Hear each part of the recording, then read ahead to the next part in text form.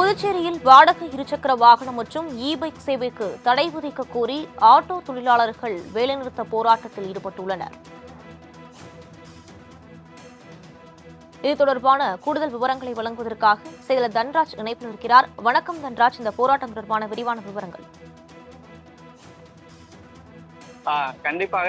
அதாவது புதுச்சேரி ஒரு சுற்றுலா நகரம் என்பதால் புதுச்சேரியில் வரக்கூடிய சுற்றுலா பயணிகள் இங்க இருக்கக்கூடிய பல்வேறு நகரங்களை சுற்றி பார்ப்பதற்கு ஆட்டோக்களை பயன்படுத்தி வந்தனர். இதனால் புதுச்சேரியில் மற்ற நகரங்களை விட புதுச்சேரியில் ஆட்டோக்களின் எண்ணிக்கையானது அதிகமாக உள்ளது.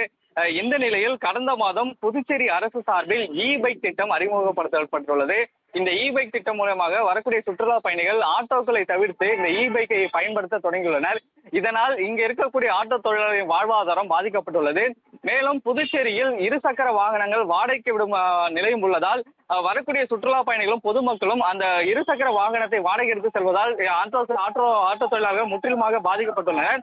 இது குறித்து அரசுக்கு பல்வேறு முறை ஆட்டோ தொழிலாளர்கள் தங்களது கோரிக்கையாக கவனத்திற்கு எடுத்து சென்றனர்.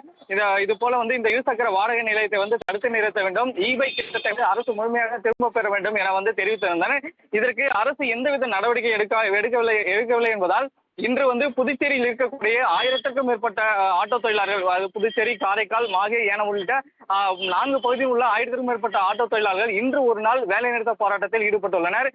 குறிப்பாக புதுச்சேரியில் மட்டும் கிட்டத்தட்ட ஒரு 500க்கும் மேற்பட்ட ஆட்டோ தொழிலாளர்கள் தங்களது ஆட்டோக்களை இயக்காமல் அந்தந்த ஆட்டோ ஸ்டாண்டுகளை நிறுத்தியுள்ளனர். மேலும் தங்களது நீண்ட நாள் கோரிக்கைகளான ஆட்டோ தொழிலாளர் நலவாரியம் அமைக்க வேண்டும், தீபாவளிக்கு மற்ற நலவாரியத்திற்கு வழங்க போல தங்களுக்கும் 4000 உதவித்தொகை வழங்க வேண்டும் உள்ளிட்ட கோரிக்கைகளையும் வலியுறுத்தி இன்று அந்த 500க்கும் மேற்பட்ட ஆட்டோ தொழிலாளர்கள் நெல்லித்தோப்பு அருகில் உள்ள சுப்பையா சிலையிலிருந்து சட்டமன்றம் நோக்கி தற்போது பேரணியில் ஈடுபட்டுள்ளனர். சுப்பையா சிலையிலிருந்து தொடங்கிய பேரணியின் போது ஆட்டோ தொழிலாளர்கள் தங்களது ஆட்டோக்களுடன் இந்த பேரணியில் ஈடுபட துவங்கினர்.